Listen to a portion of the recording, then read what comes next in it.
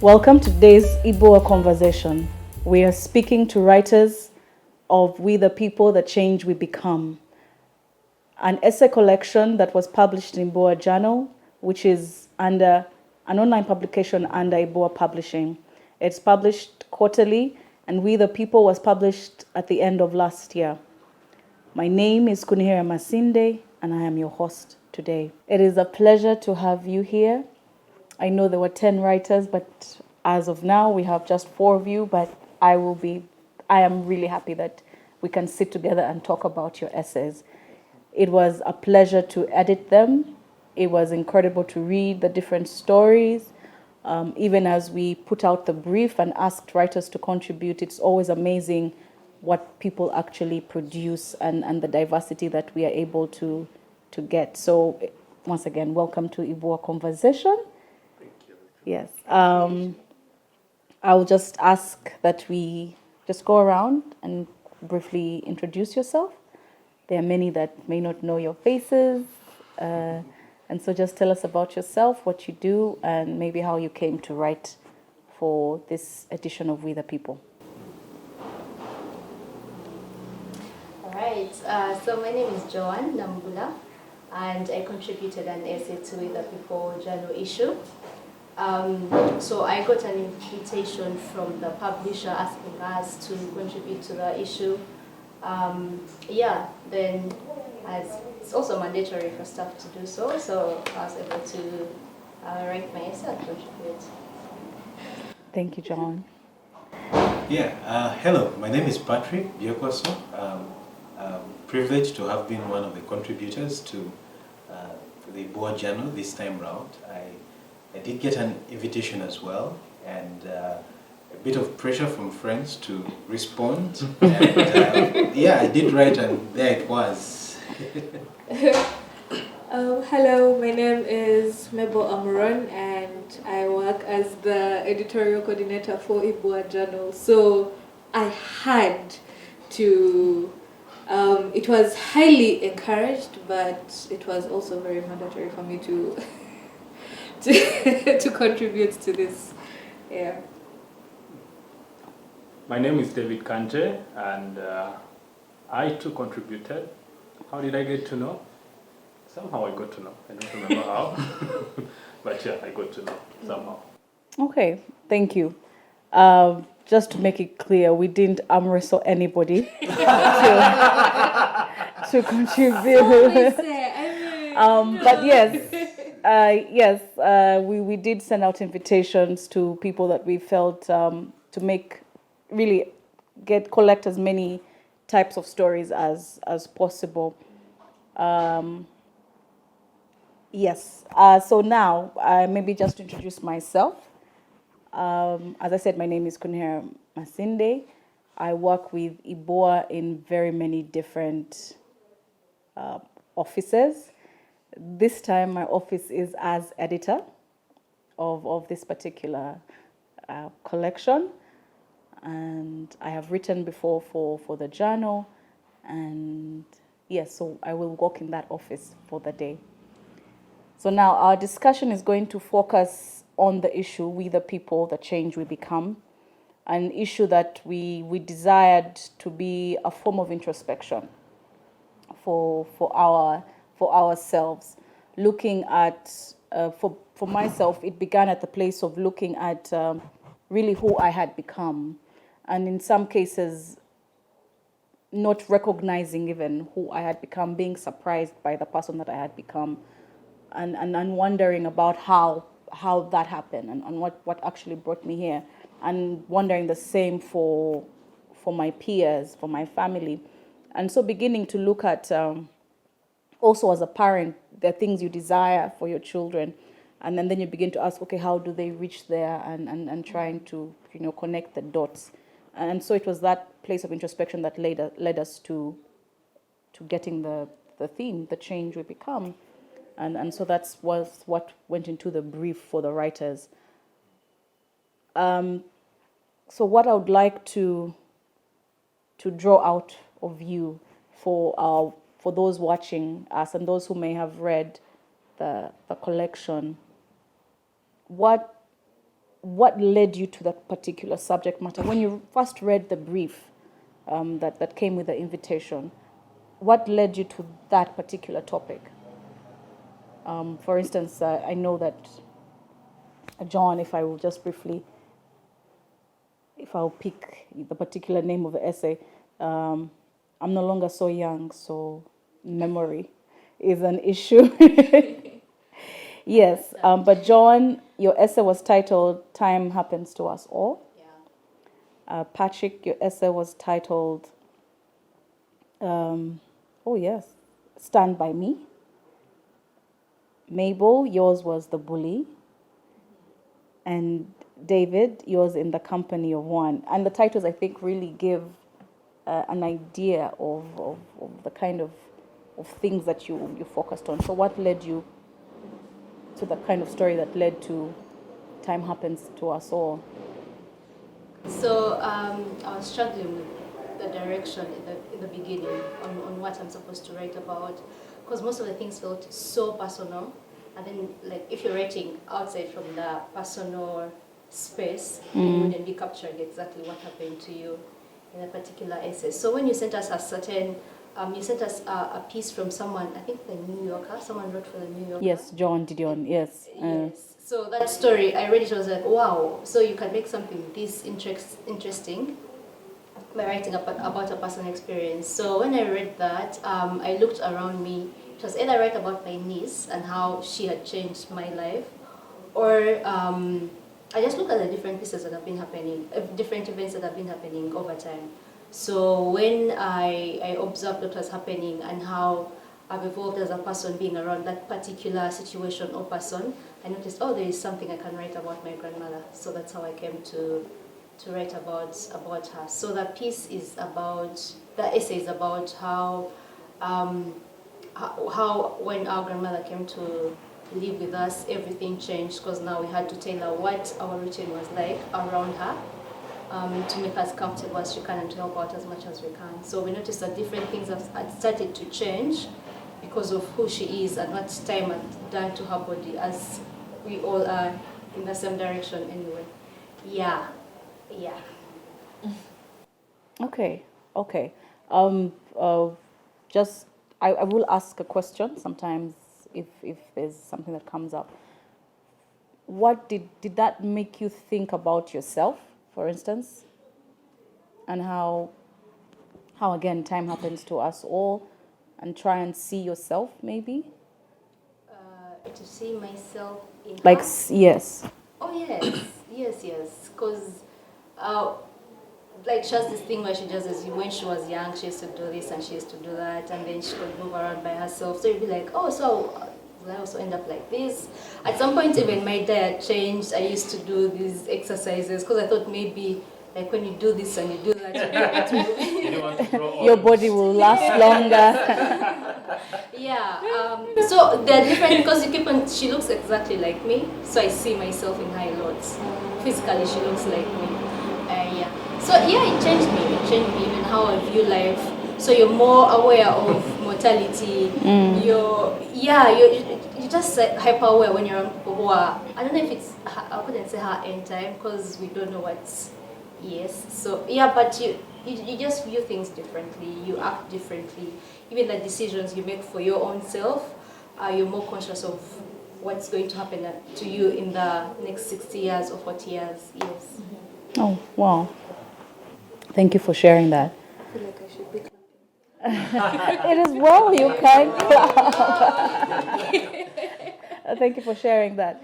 So yes, I will move on. We shall come back with other questions that, but for now, I'll go to Patrick. Your story, "Stand by Me."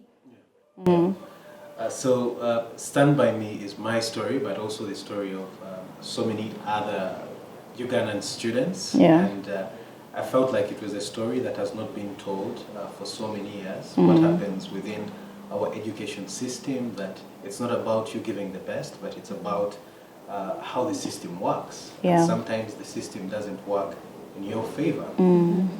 Coming across that story, because it's also a very personal experience for me, was not easy. So when I received the invite, I began to think about what were those significant moments in my life, and then begin to think, how did each of them change me?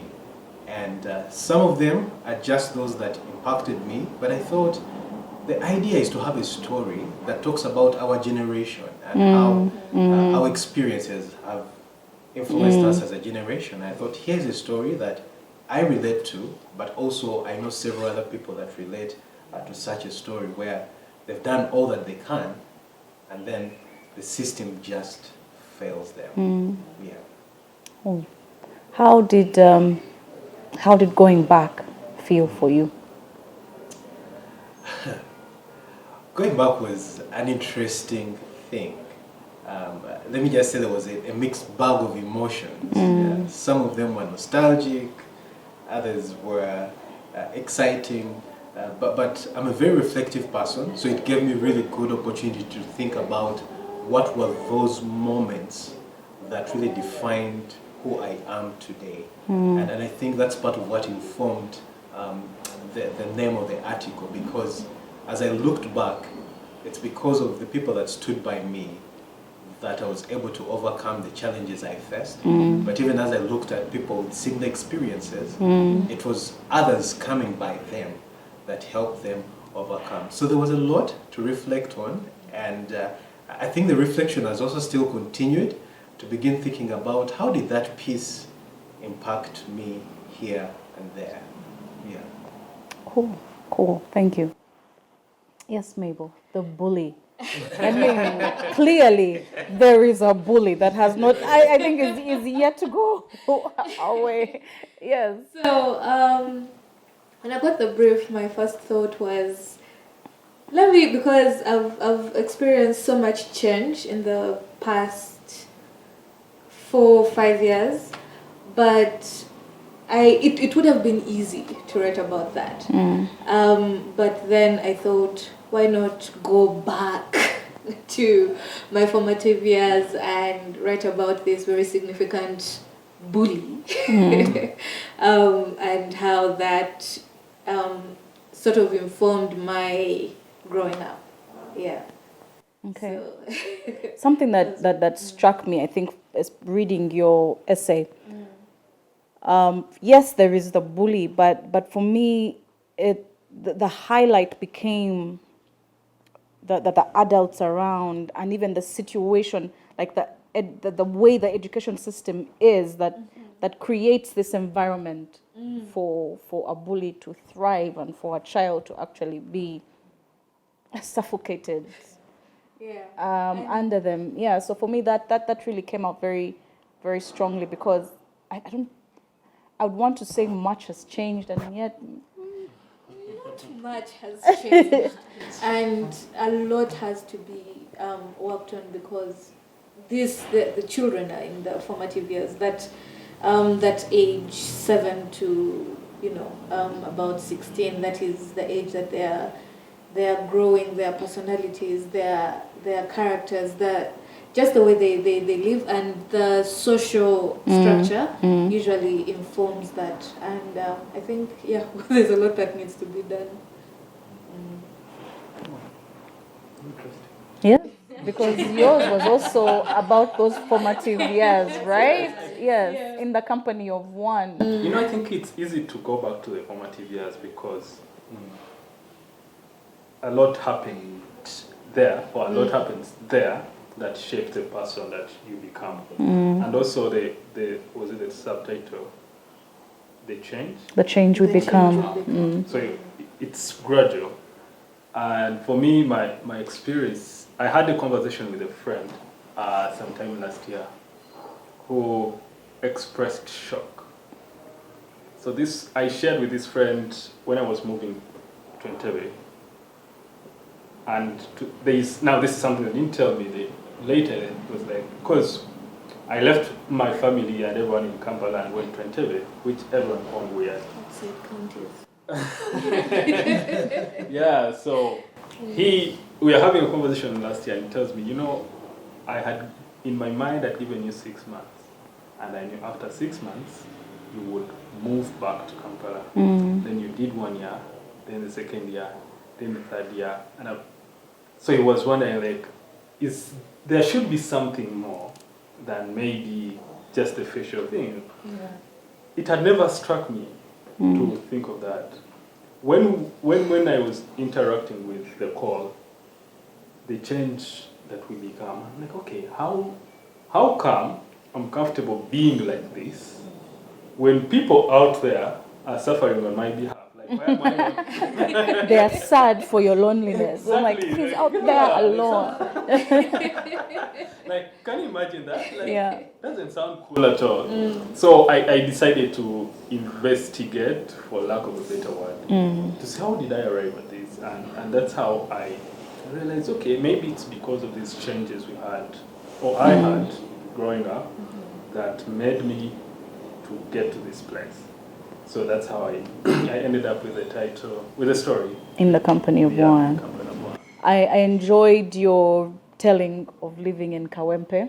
Oh. It really Thank you. made it, it was very lively. It just, you could actually imagine it.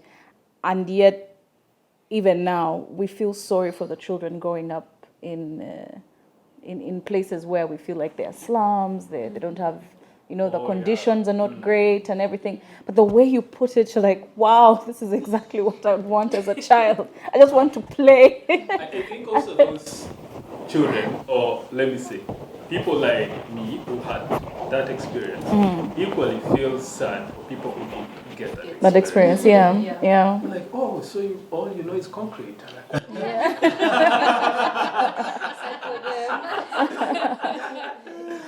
Yeah. Because you imagine that that's all there is for the child. Just be as useless as you can, and come home dirty, torn pants, lost sandals, and you explain yourself, you lie, and then you don't know how to lie right, and things like that. And then you grow up and you're looking back to the experience like, wow, I was so stupid. Yeah.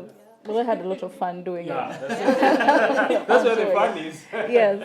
So, because of how lively that description was, it was the way the story ended, I think, hit harder because there was that community, that sense of belonging, and then suddenly you kind of feel like you had painted a picture of someone who is not completely, but there is a detachment from the greater society, and so for me that also began to just again ask questions of myself, especially as a parent watching children, like, okay, what is the end result of the kind of Are you things? the parent that escorts their child to the supermarket? He's not allowed to get out of the gate by himself, Exactly. But he's still little.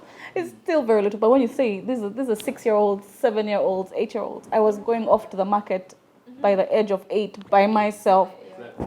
And so those are the things that I think about and say, okay. So it really hit home and made me begin to ask questions. I hope it hit home positively. We shall see what change we become in that way. So yes, thank you again for your stories. I really enjoyed reading each and every single one of them, and I hope that those who watch us and those who read the journal can also enjoy that particular collection.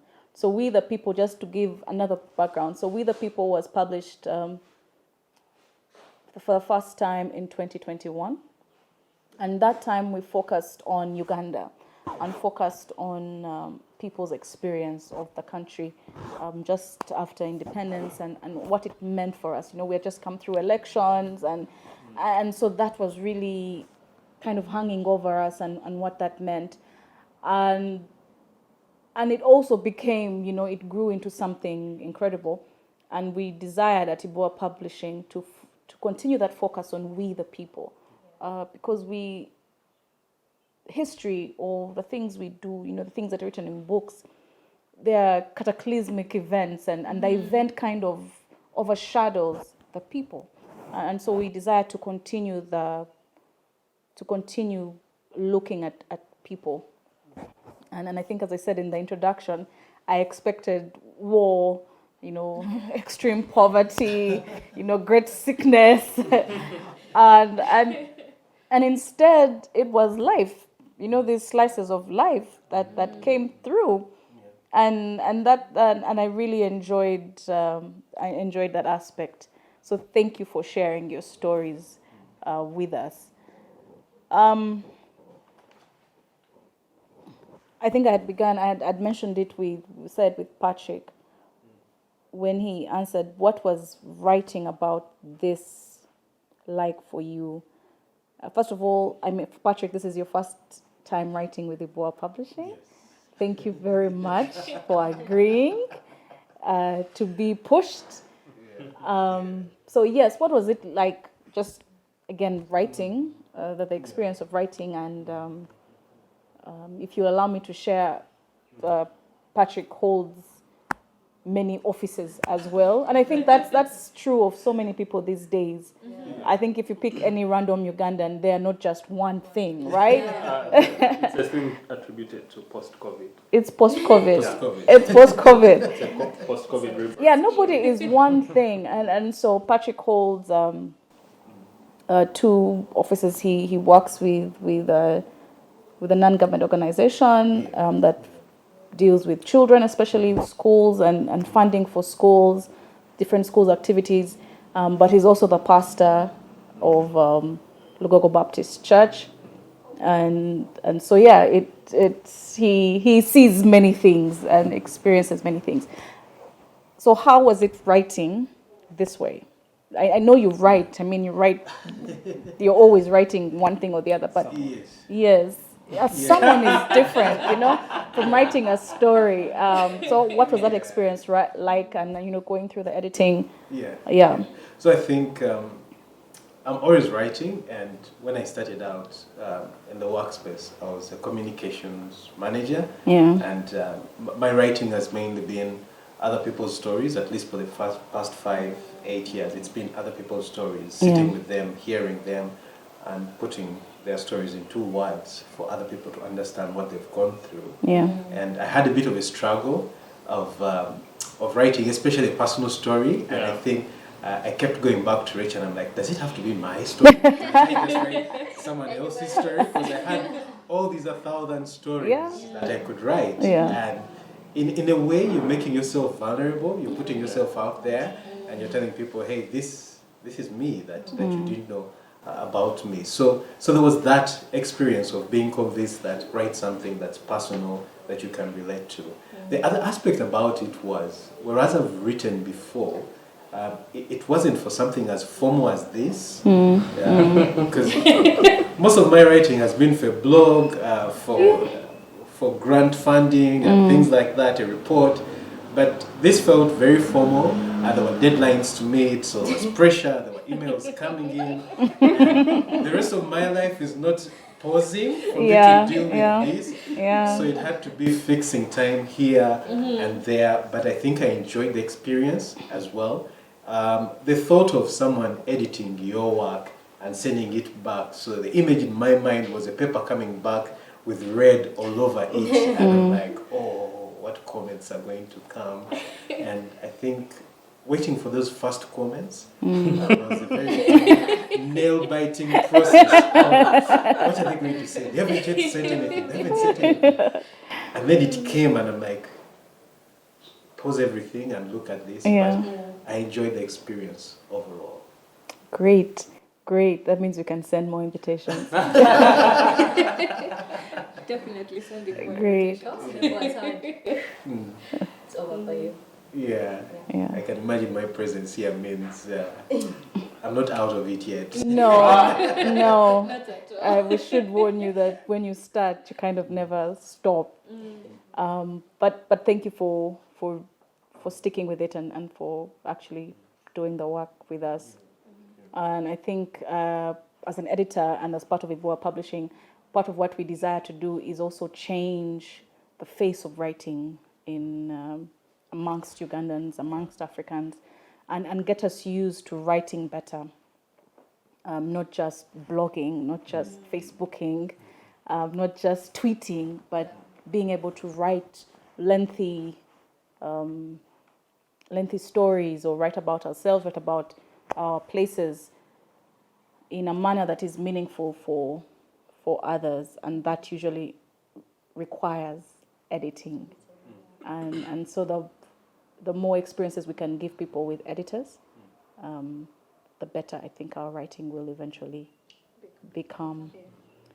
So yes, David, I know you are Kafulu in Igbo Publishing. Let me tell you. How was that? You see, these things are different. Yes. It's like these chairs. When you swap, you get different camera angles. I really feel what Patrick is saying. When you are the editor, everything is kawab. But when you are the writer and you've submitted, let me tell you, I sent my editor's Charity. I sent her more than 3,000 words, and the first comment was, "We need 2,000 words." I'm like, okay. How do we? In my mind, I was debating. Can't you find a way? Editing all my words. Because Yes. when you are the editor, of which I am, it's easy to see where the fault is. When you are the writer, you're so attached to even that one comma. And you're like, hey, the emotion is here. So when it comes out that you have to, and you have, it's not a one-off, it's a back and forth. But I think I personally had a very good experience with Charity, and she always, Charity is that person who will allow you to pour out your heart, and then she will still direct you to where she wants you. But with a warm heart, and she'll talk you into your position. Yes, You always do that when you sit there. You find yourself where you're supposed to be. and at the end you say thank you. Yes. Yes.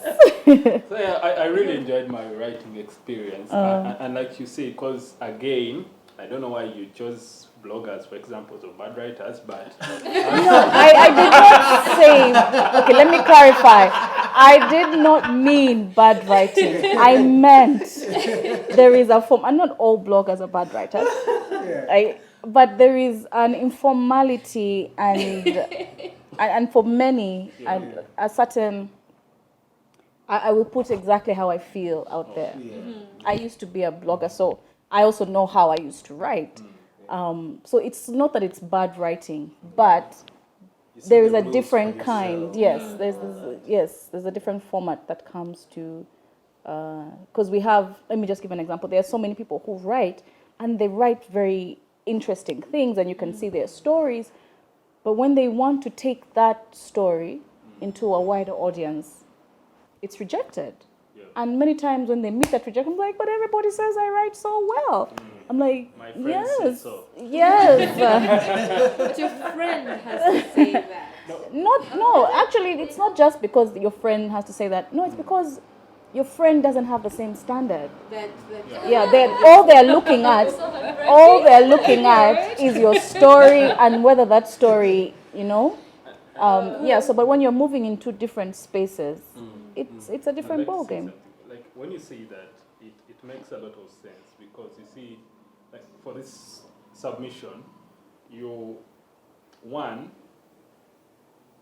the topics differ, but also the writing experience is different, because here, when you something that Patrick hinted on, when you're writing, like for example, when I'm blogging, it's usually not about me.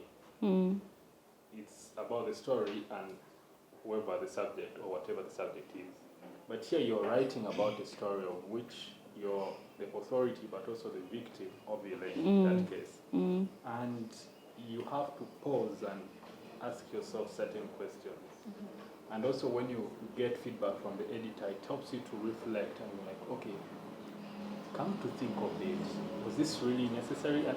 But yeah, I appreciate what you're saying, that sometimes it takes someone else to help you see what exactly you're doing. Yeah. And for me, that is the beauty about this process. It's because as a writer, you're very attached. Like you said, as a writer, you're very attached to the work. Yeah. So you can't exactly see the bigger picture, and it takes someone else with the experience to help you see that bigger picture. Mm. Yeah. Yeah. Yeah, so thank you for sticking with me this long. The last thing I would like us to discuss really is the place of recording our life experiences. For me, I like to introspect. It's a personal trait. I've been accused of being in my head too much, but it does help. It does help with balance. Yeah, but it does help because it has allowed me to both remove myself from situations, even situations where I am the main villain or protagonist, but be able to see things like from a distance and understand what is happening and maybe how I can then do things differently. And so for me, I guess my question is, how do we get our society, and I'm saying this because I believe we don't introspect enough. I feel like we are very reactive and very impulsive, and how do we get our people, get our families, our friends to do this introspection, and then even when they do this introspection, to actually write, to write about it, because I believe writing about the subject also made you, like, as John says, have a hyper awareness of the small details of what was happening, and to be able to see, for instance, to see your grandmother in a very, not just to experience the things, but to actually now think about what was happening to both you and your grandmother. Yeah. So how do we navigate this place of introspection and writing about it, and how do we get people to do it? Yeah, I guess that's my question. In your different spaces, yeah, because each of you just represent, you're writers, so you're already doing it, but we interact with people at different levels all the time. What? Yeah. So I think introspection comes with self-awareness. And there's one thing that I'm not accusing anyone. It's okay, you can as Let me well not accuse. throw point fingers, because but I think the problem is that we're not very self-aware as a society. And well, how do we get people to write about it? I guess I would tell people to journal, because journaling forces you to introspect, to look at yourself, to look at how you're feeling, and then to go even deeper. And then once you graduate from journaling, then you can write about something that happened to you that can then be used as a mirror, can be held up as a mirror to someone else, and they can see themselves reflected with them. Yeah. Totally. I was about to say something, Mabel's side. So, because I have a little, not so many, but there are many young ones around me. Yeah, so like, because when you're journaling, they can ask you, what are you doing? So for them, it's sort of unfamiliar for them. So last year, what we did for their birthdays, we just made sure each one gets a notebook. So you tell them, do you want to become a singer? You can just do a lyrics in there. Do you want to do this? Just do something, like write something small. It can just be about your day, or because some do some drawings and stuff like that. So what we did was, last year most of them got notebooks, very small, tiny, beautiful notebooks for their birthdays, and you'd find they would write, even though it's like 2 months later, but they would write something, and then you're surprised, like, oh, this is your best color. I didn't know. Like, I also didn't know, but now we know because you wrote it down. Yeah, so something about learning, it really does help. Yeah, those small things. Yeah. is it something that we focus on for the young ones? Because I'm also thinking about some of my old ones. And I think and then there are some very squinty eyes that I may get. Yes, David. I think it goes back to the type of conversations we are having in the spaces we are in. If we do not, because it's very easy, like in where when men gather, usually you talk about politics, you get done, you go to sports, after sports, you talk about any other mischievous thing going on around your lives, anything that makes you happy or escape your reality, and then you go home. But being intentional on having these conversations and also knowing that it's okay to have them is, I think, the starting point where you get comfortable with being who you are, and then at a later stage you also become comfortable sharing. Because I think it's one thing to know, but then another thing to have the confidence to just give it wings and let it fly. Okay, so it requires a level of vulnerability that Yes. that many of us are not comfortable with. Yeah, unfortunately, because the world has taught us to hide our vulnerability, to have walls up, because in a way, because in a way, that is the way that the world can attack us, that vulnerability, but if we are intentional, like David said, intentional about what we say, when we say it, and in the spaces that we are in, we speak about, or we be vulnerable, then introspection can happen. Yeah. And to say something about that is we have a society that expects us to come out perfect, and we're not given room to kind of grow and to be molded, which is what I liked about the theme of these articles, because we're talking about what has molded us. We're saying we were imperfect, we're still imperfect, but there are experiences that begin to shape us, and if you're to understand us, you need to understand where we've come from. But in a world where we're expected to just show up looking picture perfect, then it's difficult to have that time to think through some of those things. I feel like there are also stereotypes that need to be dealt with. For instance, he's talked about the conversations that men have, and it's never anything personal, like it's never anything deep. It's just these surface issues that all of us agree on, and then we go back with our struggles. We've just had a bit of bliss, and then we go back with our struggles. I hear my sisters talking about journaling, and where I grew up, boys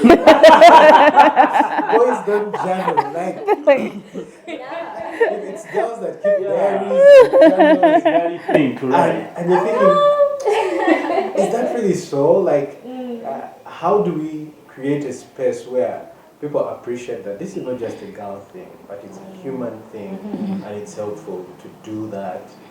But you talked about the current generation as well, and I think we live in a very busy time where we never slow down, where we never reflect. And I mean, people's schedules are wake up in the morning, music is on, get the coffee running, go to the shower, head out, you're listening to a podcast, then you're in meetings, and then as you're working, you're listening to music, and then you go home, Netflix is on, then it's time to sleep, and then you sleep. And you're like, at what point do people slow down? Yeah. The time you would think people have slowed down, you're on WhatsApp, you're looking at statuses, then you're on Twitter, you're seeing what's happening. I was just thinking, we need to also create that time where we pause. And if it's difficult to do on your own, what if you did it with someone else? And you sat with them and you're like, hey, let's just use this time to just reflect on these few things. Yeah. I am a victim of the busyness, yes. The noise. It has to be, there has to be sound somewhere for me that I don't have. But intentionally, I have to have that space where I'm just quiet in myself. Yeah. But before it's like, no, I have to have podcast, sound, Netflix, Exactly. YouTube, something is always happening. Yeah. No, I think it's very, very important to introspect because we find otherwise we make impulsive decisions, or rather that decisions are made for us. And when decisions are made for you, you lose all power, you find yourself frustrated, you're not prepared for for anything, and you find yourself struggling in a place that maybe you didn't need to struggle. So I just really, really enjoyed the stories. Each of them had a special, I think, memory for me. I also grew up in a place where we had no fences. The neighbor was here. Sometimes in the night, you'd go and bang on the wall, bah, bah, bah, bah, and then they would bang back. Bah, bah, bah. So, as soon as breakfast was done, you were out the door. If your mom gave you an extra instruction, life was too hard. You would find tapo going on. You would be late. You might have to be the one counting, you know? Just imagine it's the case where your friends are playing over there and you have some dishes To finish. You just say, Can this pause and first do urgent matters? Yes. But, you know. so it really, like, I got that, and I was the kid who played. Like, playing was so important. Like, why? I had to play. And then, so we've had, unfortunately, my son had issues with bullying in school, so it was really, really personal to me. Like, I could just feel it, and so those are just the things that I'm like, okay, looking at it from what is he thinking? Yeah. Because I know what I am thinking, definitely. And he sometimes he asks me, Rachel, not Rachel, but mommy, what? Don't worry, never in my home, never would I be called by a first name. But just saying to me, what would you do if, because he's in a new school, what would you do if something like this happens?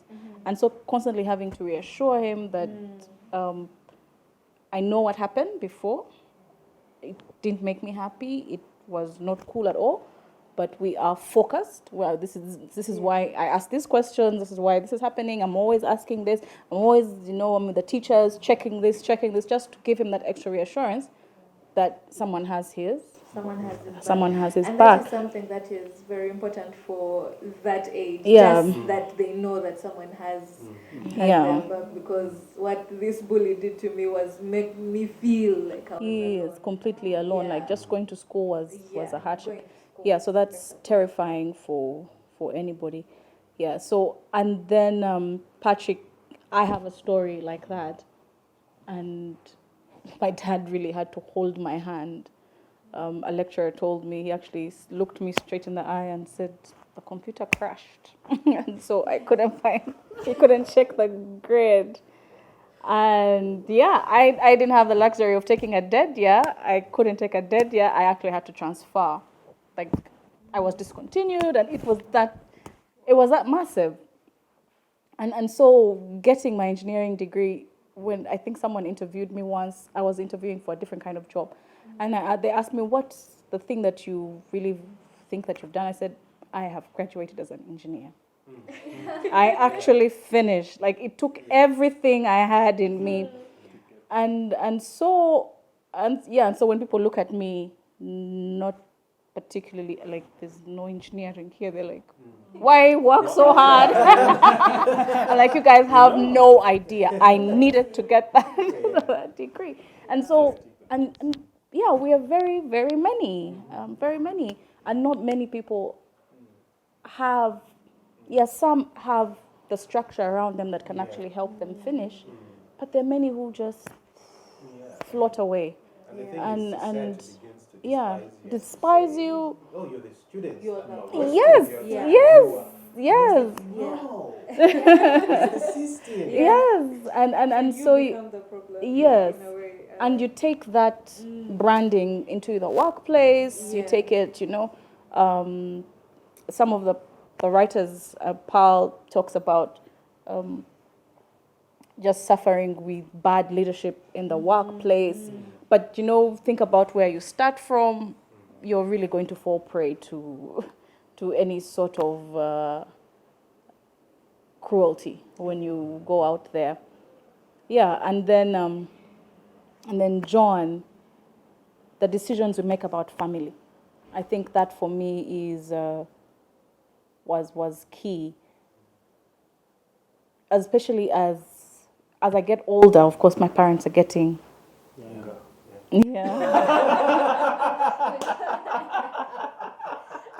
True, they are getting younger. When you're old, someone will lead you by the hand, right? So just that staying with me and just thinking about, okay, what kind of decisions are we going to have to make later on in life? Maybe they're still healthy right now, but maybe when they're not, they can't do the things that they used to do. What is that going to mean? What is that going to mean for work? What's that going to mean for where I live? Yeah. For those of us who, if you have many siblings, it's just you're like, oh no, we'll all share the work. Like, yeah. And so, yeah, so allowing myself to ask myself those questions and actually look at it and begin to kind of mentally prepare and for whatever may come. Then also, like, if, say, for instance, the situation arises, I'm not like, oh, the world has ended. But you're like, okay, someone can live after this and actually do well. Yeah, so for me that was really key to highlight. Now going to give you an opportunity to say something. That looks like you're looking at me. When you sit next to me, you're where I start. But I'm really grateful for the opportunity to be part of the team that submitted, because first and foremost, you are, and someone who has always looked forward to being published by the journal. You know, it sounds so not sophisticated, intelligent. Because you know you're published by a journal. Sorry, excuse me. But it's a good thing. But most importantly, the subject of our writing, I'm really happy. So I look forward to writing some more. Yes. Great. I was grateful for the topic because it forced me to go back there and to also confront whatever demons might have been left by that bully. Yeah. So I am grateful for topics such as this because like we're saying, the conversations have to be intentionally curated so that you can look within, and this forced me to look within. Yeah. Nice. Let me say I'm grateful for all the articles that were written, and reading some of them was like, oh, why didn't I write about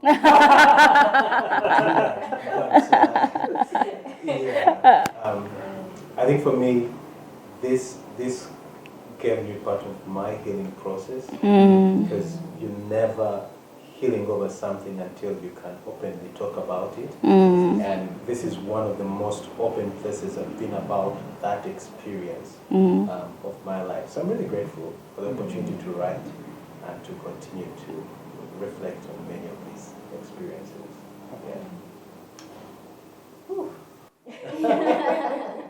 Cutting short, sir.